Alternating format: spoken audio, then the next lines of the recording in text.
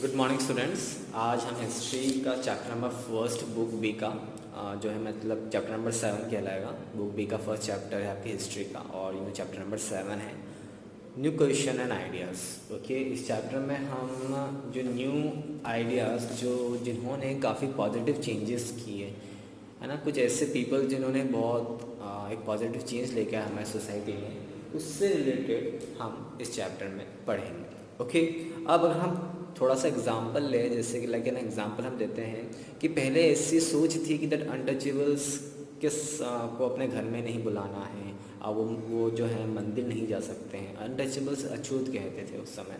उनको जो भी काम मिलता था बहुत गंदा काम करने को मिलता था, जिससे वो अपनी रोज़मर्रा की ज़िंदगी जी सकें। फिर उन्हें मंदिरों में जाना अलाउड नहीं था, पब्लिक प्लेसेस को यूज़ करना अलाउड नहीं था। पर लेकिन थोड़े कुछ समय बाद लोगों की जो सोच है वो बदलने लगी और कोई ना कोई किसी न किसी इंसान ने वो कदम उठाए होंगे जहाँ पर उन्होंने ये बताया होगा कि अनटचेबल्स भी कहीं ना कहीं इंसान है। उन्होंने उनकी जो क्रिएशन हुई वो कहीं ना कहीं भगवान नहीं की है। सो क्यों इन्हें रिलीजियस जगहों पर जाने से रोका जाए, क्यों इन्हें वो समान अधिकार नहीं मिलना चाहिए जो एक इंसान हर एक इंसान को मिले। सो ऐसे जो चेंज होते हैं सोसाइटी में, ये रिसेंट फिनोमिना नहीं है कि अभी हो गए, बहुत पहले से होते आ रहे हैं। और कहीं ना कहीं ये जो पॉजिटिव चेंज है ना, जो कोई चेंज जब अच्छाई के लिए होता है उसको हम पॉजिटिव चेंज बोलते हैं। तो ये जो चेंज जब होता है तो कहीं ना कहीं सोसाइटी बदलती है, नए आइडियाज़ आते हैं इंसानों, कहीं ना कहीं ये नीड भी होती है। A positive change time to time आते गए। ओके, और कहीं ना कहीं इसी से सोसाइटी में जो होती है हमारी सोसाइटी पॉजिटिविटी की तरफ बढ़ती जाती है। ओके, तो इस चैप्टर में हम यही पढ़ेंगे क्या पॉजिटिव चेंज लाए गए थे कुछ पीपल्स के थ्रू और उससे सोसाइटी पे क्या असर पड़ा। ओके, इसमें सबसे पहला टॉपिक है हमारा that how that Siddharth became Gautam Buddha. Gautam Buddha आप सभी जानते हैं बौद्ध धर्म के फाउंडर भी बोल सकते हैं। ओके, जो बौद्ध रिलीजन के जो फाउंडर हैं उन्हें हम गौतम बुद्ध के नाम से जानते हैं। बट इनिशियल डेज में वो एक ऑर्डिनरी इंसान की तरह ही थे। उनका नाम सिद्धार्थ था। वो सिद्धार्थ जो था इंसान, वो कैसे एक गौतम बुद्ध एक टाइप के गॉड जो थे बुद्ध धर्म के, वो कैसे वो बने, इसके बारे में चैप्टर में जानेंगे। ओके, अब one of the most influential social religious thinker was Siddharth Gautam who founded a new religion called Buddhism. एक बहुत ही इन्फ्लुएंशियल जिसने रिलीजियसली सोशली बहुत ज़्यादा चेंज लाए हुए ऐसे थिंकर थे गौतम बुद्ध, जो इन्होंने एक नया धर्म एक न्यू रिलीजन फाउंड किया था बुद्धिज्म, आज से कम 2500 साल पहले। He later came to be known as Gautam Buddha. पहले उनको सिद्धार्थ गौतम के नाम से जानते थे, पर लेकिन जैसे जैसे वो उनके समय बीतते गया, उनकी महानता बढ़ती गई, तो जो सारे पीपल्स थे उन्हें गौतम बुद्ध के नाम से बुलाने लगे और आज भी उन्हें गौतम बुद्ध के नाम से जाना जाता है। During that times, many thinkers came up with new ideas and philosophies that question the well-established norms of society। और उस दौरान बहुत सारे थिंकर्स आए, न्यू आइडियाज़ लेके आए सोसाइटीज़ में और उन्हें कुछ नियम कायदे कानून बनाए सोसाइटी के लिए। उन्हीं में से गौतम बुद्ध एक अहम रोल प्ले किया उन्होंने न्यू आइडियाज़ और फिलोसफी लाने में। Okay, he tried to change and improve the way of social life. Buddha was born as a Kshatriya in a small Gana known as Sakya Gana. He saw a lot of pain and grief around him that filled his heart with sadness. अगर हम गौतम बुद्ध के इतिहास के उनकी early life के बारे में जानें तो उन्होंने ऐसा बहुत सारे काम करे आगे जाके, पर लेकिन इनिशियली वो एक क्षत्रिय ख़ानदान में उनका जन्म हुआ था और एक स्मॉल गण यानी आप यूँ बोल सकते हैं स्मॉल राज्य में उनका जन्म हुआ था। ओके, जो कि एक साक्य नाम का वो राज्य था, वहाँ पर उनका जन्म हुआ था। अब जब वो बड़े हो रहे थे तो उन्होंने अपने आसपास बहुत सारे पीपल्स को दुख और दर्द में देखा, जिससे कि उनका जो दिल है वो भी बहुत ज़्यादा दुखी हुआ। They led him to contemplate the true meaning of life। और उन सबको देखते हुए वो ये क्वेश्चन करने लगा कि आखिर में एक्चुअल मीनिंग, एक ट्रू लाइफ का मीनिंग क्या होता है।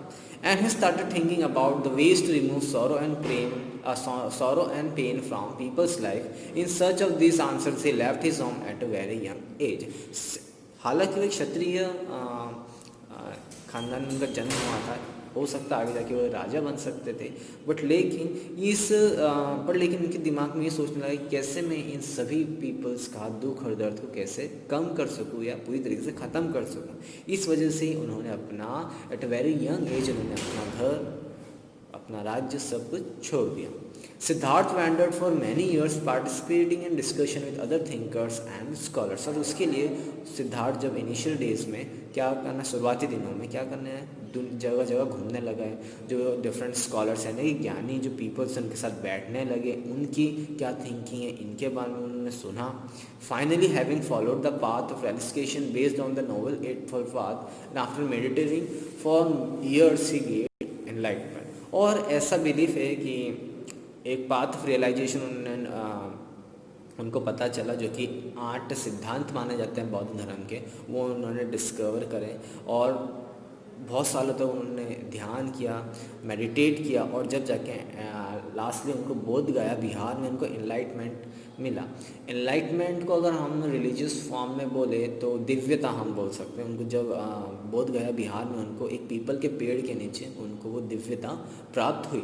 Since then he came to be known as Buddha which means the wise one. और उसी दौरान से ही, उसी वक्त से ही उनको बुद्ध के नाम से जाना जाता था। बुद्ध का मतलब होता है बुद्धिमान। Okay, thereafter he went to several places to teach about the true meaning of life. He gave his first sermon at Sarnath near Varanasi. अब इसके बाद वो वेरियस प्लेसेस पे गए, लोगों को इन अपने टीचिंग जो उनके पास जो ज्ञान था, जिनको भी मानते थे कि एक्चुअल में एक इंसान को ऐसे रहना चाहिए, वो ज्ञान प्रोवाइड किया। और उन्होंने अपना पहला रिलीजियस टॉक है ना, सरमन का जो बात वो होती है उसका मतलब रिलीजियस टॉक, मतलब कि आप ये बोल सकते हो कि मॉरल वैल्यूज़ किसी को देना, मतलब एक सभा टाइप में जहाँ पर आप बहुत सारे लोगों को संबोधित कर रहे हो और आप धर्म का ज्ञान दे रहे हो, मॉरल वैल्यूज़ का ज्ञान दे रहे हो, उसको हम सरमन बोलते हैं। तो उन्होंने सबसे अपना पहला जो भाषण या फिर रिलीजियस का अपना पहला संबोधन सरमन में सारनाथ वाराणसी में किया था। ओके, उनके जो 8 फोल्ड पाथ है, नोबल 8 फोल्ड पाथ, यानी कि गौतम बुद्ध के हिसाब से 8 जो सिद्धांत एक इंसान को अपने लाइफ में लेके आना चाहिए। एक था राइट व्यू, यानी कि सच्चाई का जानना। ओके, फिर उसके बाद में राइट इंटेंशन, यानी अपना जो दिमाग है, अपना माइंड है, उनसे सारी बुराइयां हटा देना, केवल उसमें अच्छे भावना रखना, अपने दिमाग में केवल अच्छी भावनाएं आनी चाहिए। फिर राइट स्पीच, कुछ भी ऐसा गलत ना बोलना जिससे किसी इंसान को दुख पहुंचे। ओके, राइट एक्शन, अपने जो भी काम हो वो केवल भलाई के लिए आप वो काम करें। राइट लाइवलीहुड, ओके, जो भी आपको ज़िंदगी से मिल रहा है उसको रिस्पेक्ट कीजिए। ओके, राइट एफर्ट, ओके, जितना भी हो सके बुरे कामों में इन्वॉल्व ना हो। ओके, जो भी अगर आपसे कोई बुराई कर रहा है तो उनको रेजिस्ट कीजिए, उनके खिलाफ बुराई से लड़िए। देन राइट कंसंट्रेशन, जितना हो सके उतना ध्यान कीजिए, मेडिटेशन कीजिए। राइट माइंडफुलनेस, और अपने ख्यालों को, अपने जो हमारा जो मन जो होता है बहुत ज़्यादा भटकता है ना, तो उस मन को ज़्यादा भटकने ना दें। ओके, ये 8 सिद्धांत थे गौतम बुद्ध के द्वारा। Gautam Buddha taught people that one of the main reasons for human sorrow and suffering is endless desire. He told them we can get rid of suffering by following moderation in life. अब गौतम बुद्ध के हिसाब से जो main reason किसी इंसान के जीवन में दुख का जो होता है कि जो हमारी महत्वाकांक्षाएं होती है, जो हमारी आकांक्षाएं होती है कि हमारे पास ये होना चाहिए, हमारे पास वो होना चाहिए, वो कभी ख़त्म नहीं होती है। आप एक चीज़ अपनी ख्वाहिश आपकी पूरी होती है तो आपके पास दूसरी ख्वाहिश वापस पनपना स्टार्ट हो जाती है कि अब मुझे ये चाहिए। तो यही जो चीज़ है यही इंसान के दुख का कारण बनती है। ओके, और उन्होंने ये पीपल्स को एडवाइस दी कि इन सब चीज़ को आपको त्यागना होगा, जब जाके आप खुश रह पाएंगे। He advise people to follow non violence and be kind, truthful and respectful towards other human beings and animals. अब उन्होंने अदर पीपल्स को एडवाइस दिया कि जो हिंसा है वो नहीं करना है, एक दूसरे के लिए काइंडफुल होना है, आपको एक दूसरे के आपस में दयालु बन के रहना है, एक दूसरे की मदद करना है, सच्चे रहना है, सबकी रिस्पेक्ट करना है, चाहे वो इंसान हो चाहे वो जानवर।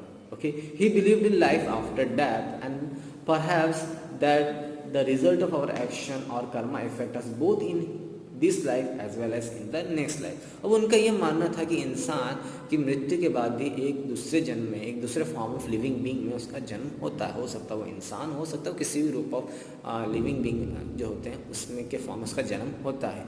तो जो वो जिस भी जन्म में वो जैसे भी काम करेगा वो उसके कर्म कहलाएंगे, वो उसके इस जन्म में भी इफेक्ट करेंगे, जो आने वाले जो अगले जन्म है वहाँ पर भी उन्हीं कर्मों के बेसिस पे उनकी लाइफ पर इफेक्ट पड़ेगा। His teaching were in Prakrit language since it was the language of the ordinary people. अब जैसे आज हमारे लिए जो लैंग्वेज है हमारी जैसे हिंदी लैंग्वेज जो कि वाइडली सब जगह यूज़ होती है, तो उस दौरान 25 साल पहले प्राकृत लैंग्वेज हुआ करती थी, जो कि आम इंसान बहुत ईजिली आपस में कम्युनिकेट करने के लिए यूज़ करते थे। तो जो उनकी जितनी भी टीचिंग्स हैं वो सब प्राकृत लैंग्वेजेस में अवेलेबल है, ताकि जो ऑर्डिनरी पीपल्स हैं उनको वो नॉलेज मिल पाए। Okay, he dedicated his life towards enlightenment people until he pass away from Kushinara, presently Uttar Pradesh and today known as Kushinagar. अब उन्होंने जो अपनी पूरी ज़िंदगी है वो केवल पीपल्स के लिए उन्होंने पूरी बिताई। ओके, और उनकी जो डेथ थी वो उत्तर प्रदेश में खुशी नारा एक प्लेस थी जो कि आज के टाइम में कुशीनगर है, उनकी डेथ वहाँ हुई। ओके,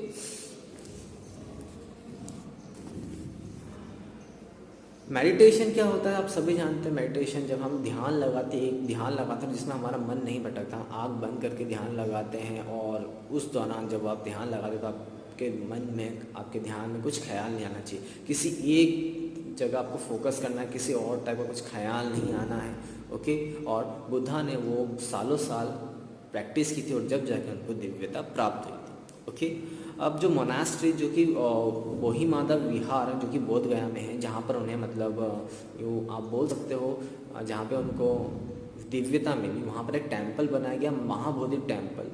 ओके, तो ये एक वर्ल्ड हेरिटेज साइट है, यानी कि इसको United Nation Educational Scientific and Cultural Organization UNESCO जो है इसको इसके लिए इसको पूरी अथॉरिटी करती है, उसको संरक्षण के लिए ये ऑर्गेनाइजेशन उसका पूरा ख्याल रखती है।